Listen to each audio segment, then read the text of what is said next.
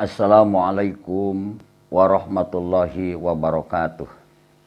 Alhamdulillahirabbil alamin. Wassalatu wassalamu ala asyrafil anbiya'i wal mursalin. Sayyidina wa maulana Muhammadin sallallahu alaihi wasallam, amma ba'du. Para penonton, para pemirsa yang tetap setia menyimak kajian yang sederhana di MWCNU Rancah Channel. 2/3 wilayah Mekah adalah milik Siti Khadijah binti Khuwailid, istri pertama Rasulullah Shallallahu Alaihi Wasallam. Ia wanita bangsawan yang menyandang kemuliaan dan kelimpahan harta kekayaan. Namun ketika wafat, tak selembar kain kapan pun dia miliki. Bahkan baju yang dikenakannya saat menjelang ajal adalah pakaian kumuh dengan 83 tambalan.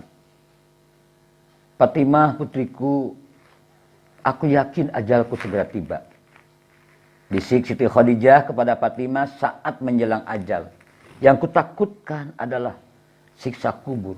Tolong mintakan kepada ayahmu agar beliau memberikan sorbannya yang biasa digunakan untuk menerima wahyu, untuk dijadikan kain kafanku. Aku malu dan takut memintanya sendiri. Mendengar itu Rasulullah Shallallahu Alaihi Wasallam berkata, wahai Khadijah, Allah menitipkan salam kepadamu dan telah dipersiapkan tempatmu di surga.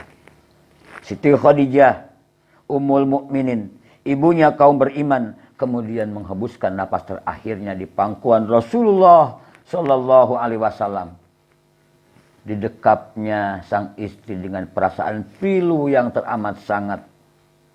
Tumpahlah air mata yang mulia Rasulullah Shallallahu Alaihi Wasallam dan semua orang yang ada di situ. Dalam suasana seperti itu, malaikat Jibril turun dari langit dengan mengucap salam dan membawa 5 kain kafan. Rasulullah menjawab salam malaikat Jibril, kemudian bertanya, untuk siapa sajakah kain kafan ini ya Jibril? Kafan ini untuk Khadijah, untuk engkau ya Rasulullah, untuk Fatimah, untuk Ali dan Hasan. Demikian Jibril menjawab. Tiba-tiba Jibril berhenti berkata kemudian menangis. Rasulullah bertanya, kenapa ya Jibril? Cucumu yang satu, Husain, tidak memiliki kain kafan.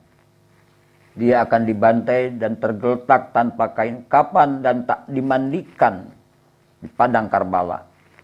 Jawab Jibril.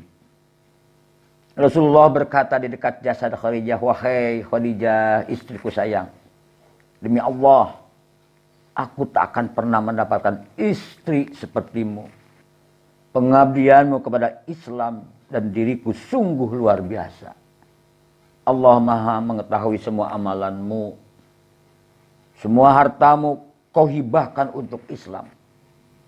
Kaum muslimin pun ikut menikmatinya. Semua pakaian kaum muslimin dan pakaianku ini adalah hartamu. Kau hibahkan untuk Islam. Namun begitu, mengapa permohonan terakhirmu kepadaku hanyalah selembar sorban? Terseduh Rasulullah mengenang istrinya semasa hidup. Dikisahkan suatu hari ketika Rasulullah pulang dari berdakwah, beliau masuk ke dalam rumah. Khadijah menyambut, hendak berdiri di depan pintu. Kemudian Rasulullah bersabda, wahai Khadijah, tetaplah engkau di tempatmu. Ketika itu Siti Khadijah sedang menyusui Fatimah yang masih bayi. Saat itu seluruh kekayaan mereka telah habis. Seringkali makanan tak punya. Sehingga ketika Fatimah menyusu, bukan air susu yang keluar, akan tetapi darah. Darahlah yang masuk ke dalam mulut Siti Fatimah radhiyallahu anha. Kemudian Rasulullah mengambil Fatimah dari gendongan istrinya dan diletakkan di tempat tidur. Rasulullah yang telah lelah sepulang berdakwah dan menghadapi segala caci maki serta fitnah manusia, lalu terbaring di pangkuan Siti Khadijah hingga tertidur. Ketika itulah Siti Khadijah membelai kepala Rasul dengan penuh kelembutan dan rasa sayang. Tak terasa air mata Siti Khadijah menetes di pipi Rasulullah hingga membuat beliau terjaga. Wahai Khadijah, mengapa engkau menangis? Adakah engkau menyesal bersuamikan aku? Tanya Rasulullah dengan lembut. Dahulu engkau adalah wanita bangsawan. Engkau wanita mulia. Engkau hartawan. Namun hari ini engkau telah dihina orang. Semua orang telah menjauhi darimu. Seluruh kekayaanmu sudah habis. Adakah engkau merasa menyesal? Wahai Khadijah, karena bersuamikan aku. Lanjut Rasulullah tak kuasa melihat istrinya menangis. Wahai suamiku, wahai Nabi Allah, bukan itu yang kutangiskan. Jawab Siti Khadijah. Dahulu aku memiliki kemuliaan. Kemuliaan itu telah aku serahkan untuk Allah, untuk Rasulnya. Dahulu aku adalah bangsawan. Kebangsawankanku itu juga aku serahkan untuk Allah dan Rasulnya. Dahulu aku memiliki harta kekayaan.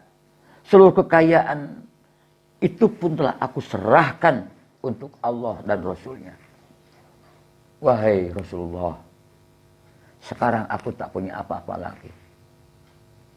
Tetapi engkau masih memperjuangkan agama ini. Wahai Rasulullah, sekiranya nanti aku mati, sedangkan perjuanganmu belum selesai. Sekiranya engkau hendak menyeberang sebuah lautan. Sekiranya engkau hendak menyeberang sungai, namun engkau tidak memperoleh rakit ataupun jembatan. Maka galilah lubang kuburku. Ambillah tulang belulangku. Jadikanlah sebagai jembatan bagimu untuk menyeberangi sungai. Supaya engkau bisa berjumpa dengan manusia dan melanjutkan dakwahmu. Ingatkan mereka tentang kebesaran Allah. Ingatkan mereka kepada yang hak. Ajak mereka kepada Islam. Wahai Rasulullah. Rasulullah pun tampak sedih. Oh Khadijah ku sayang. Kau meninggalkanku sendirian dalam perjuanganku. Siapa lagi yang akan membantuku? Aku ya Rasulullah. Saud Ali bin Abi Thalib. Menantu Rasulullah. Di samping jasad Siti Khadijah, Rasulullah kemudian berdoa kepada Allah. Ya Allah, ya ilahi Rabbi. Limpahkanlah rahmatmu kepada Khadijahku. Yang selalu membantuku dalam menegakkan Islam. Mempercayaiku pada saat orang lain menentangku. Menyenangkanku pada saat orang lain menyusahkan. Menentramkanku pada saat orang lain membuatku gelisah. Demikian. Semoga kita bisa mengambil hikmah dari perjuangan Rasulullah Shallallahu Alaihi Wasallam dan Siti Khadijah. Gambaran cinta abadi seorang manusia mulia berteman manusia mulia. Rasulullah Shallallahu Alaihi Wasallam dan Siti Khadijah Al-Kubra. Wallahul muwafiq ila aqwamit thariq.